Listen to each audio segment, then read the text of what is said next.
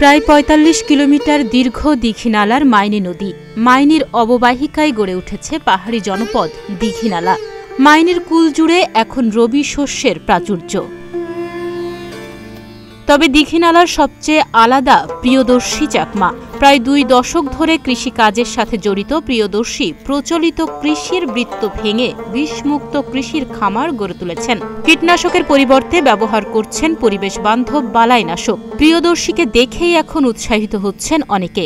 আজকে ফুলকপি আর খিরা নেওয়ার জন্য বাজারে তো এমনি পাওয়া যায়, এগুলো কিন্তু কীটনাশক মুক্ত কীটনাশক দেওয়া থাকে। তো এখানে এসে দাদা সম্পূর্ণ অর্গানিক ভাবে উৎপাদন করে সবজিগুলো।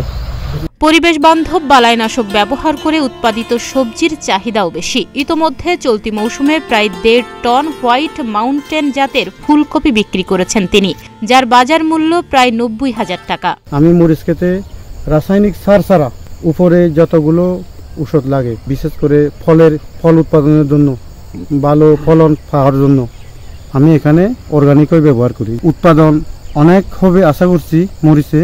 আর খিরাতে কিন্তু অলরেডি ১.৫ টন খিরা আমি ১৫% জায়গা থেকে পেয়েছি। বিষমুক্ত সবজি উৎপাদনের এমন উদ্যোগকে স্বাগত জানিয়েছেন দীঘিনালা উপজেলা কৃষি কর্মকর্তা। জানান, আমরা সবসময় বিষমুক্ত সবজি উৎপাদনে কৃষকদের উৎসাহিত করছি। কৃষি বিভাগের পক্ষ থেকে প্রিয়দর্শীকে প্রণোদনা দেওয়ার কথাও জানান এই কর্মকর্তা। তারপরে ফুলকপি আছে, এখানে কোনো ঔষধ ব্যবহার করা হয় না, এখানে কোনো কীটনাশক ব্যবহার করা হয় না। এখানে স্বাস্থ্যসম্মত ভালো আর কি। এই মরিচটা এখানে আছে, বাইগন আছে, তারপরে ফুলকপি আছে, এখানে সব অর্গানিক। উপজেলার কামাকুছড়ায় মাইনী নদীর তীরে প্রায় ১৬০ শতক জমি বর্গা নিয়ে চাষ করা বাহারি ফলের প্রাচুর্য। ফুলকপি, ক্ষীরা, মরিচ, বেগুন, লাউ সহ বিভিন্ন শাকসবজির চাষ করছেন তিনি। চলতি মৌসুমে ৪ দফায় বন্যার পরও বিষমুক্ত সবজি উৎপাদন করে লাভবান হয়েছেন প্রিয়দর্শী।